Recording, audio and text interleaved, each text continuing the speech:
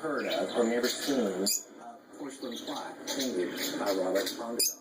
And so I was quite surprised to see this one. One interesting thing about porcelain plaques and American artists is it's not that unheard of for American artists in this period to paint on porcelain, but the marketplace generally prefers their paintings on canvas.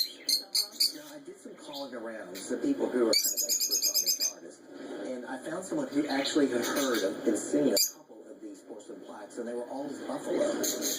And apparently he painted these in St. Louis sometime in the 1870s or 1880s. Despite the fact that they're not a Texas scene, at least it's a Western scene, which is good in terms of subject matter. And buffalo are always popular.